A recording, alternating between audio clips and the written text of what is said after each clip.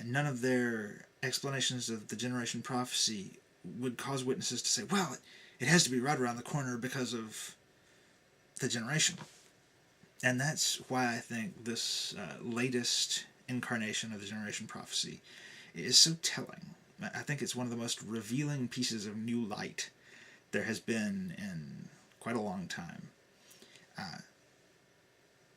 Their latest explanation revolves, as so many others have, around the definition they give to the word generation itself. And I want to read to you.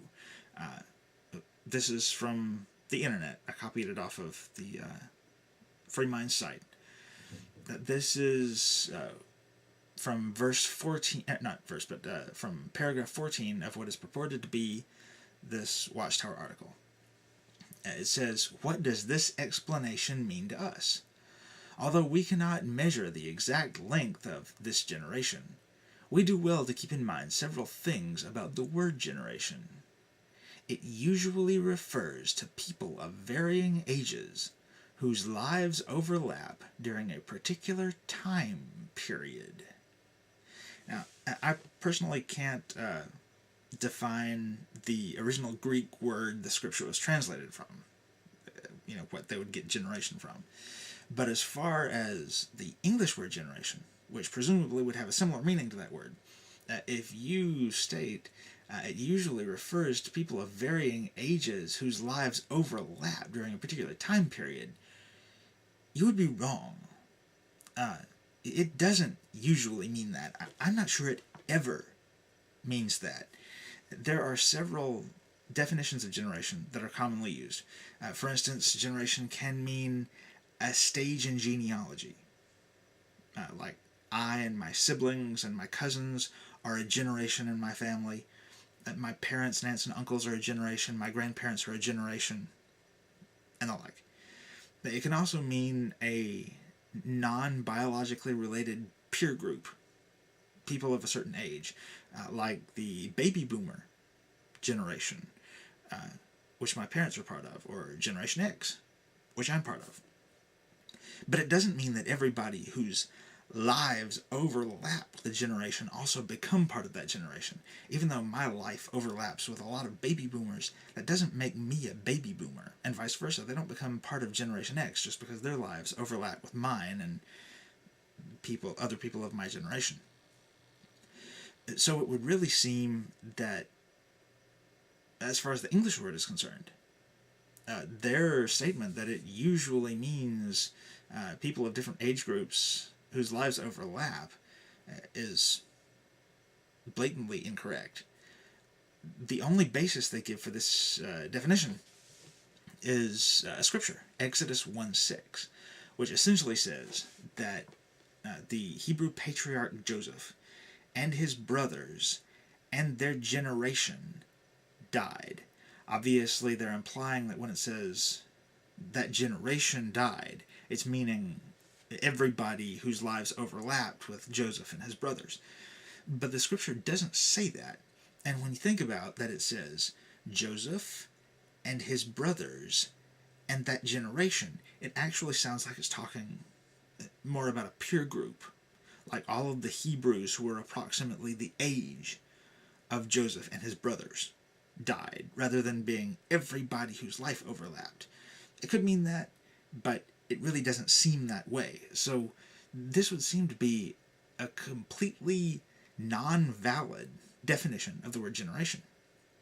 So you can ask yourself, why would the Watchtower Society use such a questionable definition to explain the scripture?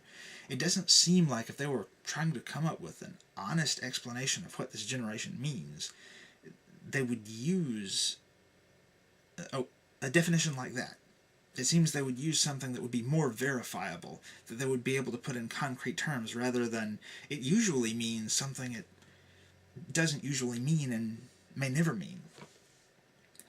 Well, I think the answer may be in the effect that earlier definition, the one from when I was a child and several decades before, the effect that it had on witnesses.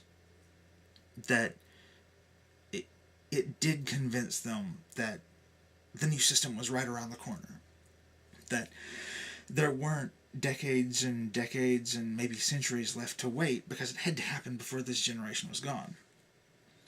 Well, now that generation is basically gone, but perhaps they're hoping the common Jehovah's Witnesses now will be able to say, but the people whose lives overlapped with those people of that generation are also part of the generation, and it has to come before they can die.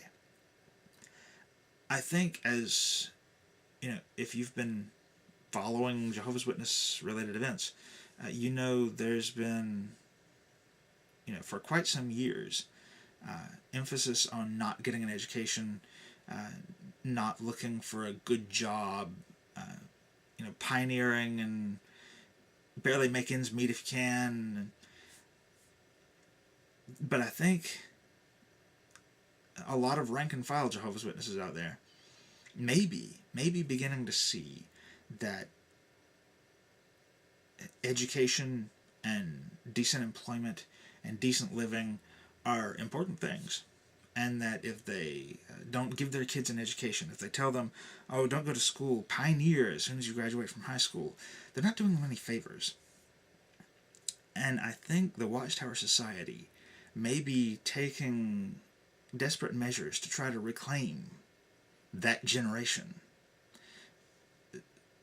to keep them among their numbers and to keep them away from education and knowledge and success.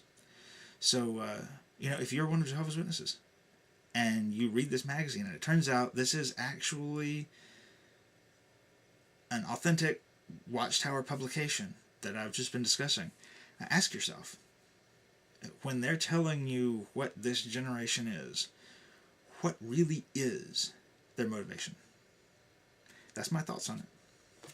See ya.